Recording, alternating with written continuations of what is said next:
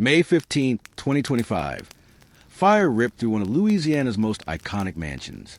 But what if I told you it wasn't just a home that was reduced to ashes? It was a centuries-old illusion built on black pain. As dawn broke over St. Francisville, all that remained of the famed Nottoway plantation was smoldering rubble.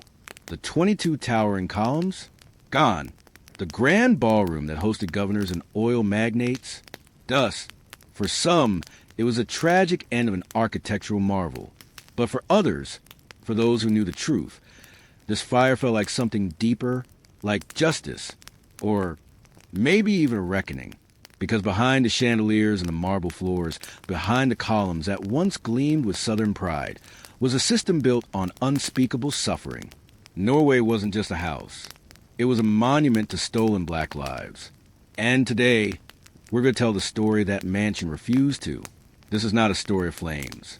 This is a story of lies, built in sugar and blood. To understand Nottoway plantation, you have to understand sugar. In the antebellum South, sugar wasn't just a crop, it was gold. Louisiana was a crown jewel of this empire, its fields bursting with sweet cane and bitter history.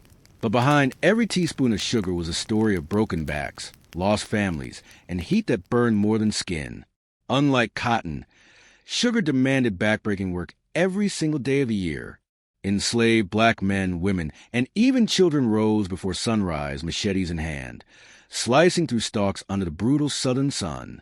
There was no off-season, no reprieve, just an endless cycle of exhaustion and injury. After the harvest came the mills, boiling vats, iron presses, scorching heat. It was a factory of flesh, where fingers were crushed, skin was burned, and lives were lost in the machinery of greed. Enslavers saw their laborers not as people, but as tools, replaceable, disposable, profitable.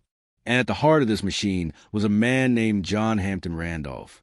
In 1859, Randolph left Virginia and headed south with one goal, to get rich off sugar. And he succeeded. At his peak, Randolph owned over 6,200 acres and enslaved 155 African Americans. Every brick of the Nottoway mansion was laid by their hands. Every drop of wealth he flaunted was wrung from their pain. He hired architect Henry Howard to design a palace, 53,000 square feet, 63 rooms, gas lighting, indoor plumbing, and 22 towering columns. But there's something almost chilling about how Randolph finished the project. He destroyed the blueprints. He didn't just want to build wealth. He wanted to build something no one could replicate. But inside that grandeur, human beings were being broken. Nottoway enslaved workers lived in constant terror of beating, separation, and death. Mothers watched children sold off. Fathers were whipped for resting too long. The mansion was a masterpiece, but every masterpiece has a price. And Randolph paid with other people's freedom. When the Civil War ended, Nottoway stood untouched, but its world was crumbling. The enslaved were free.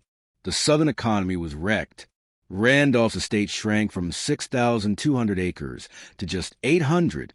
But instead of reckoning with what they'd done, Southern elites created a myth, a sanitized, romantic version of plantation life. Suddenly, the mansion was no longer a house of horrors. It was a venue, a tourist stop, a place for weddings and photo ops. Visitors didn't see the scars. They saw white columns and Spanish moss and imagined mint juleps, not chains. But not everyone bought the fantasy. Across the river stood Whitney Plantation, a place that told the truth. No mint juleps, no wedding brochures, just the names of the enslaved carved in stone. A place that forced America to look itself in the mirror. And then came May 15th, 2025. A small flame started in a second-floor bedroom. Maybe it was faulty wiring. Maybe it was fate. But soon, the fire consumed everything. Nottoway, the symbol of grandeur built on grief, was gone. And for some, that fire felt like justice.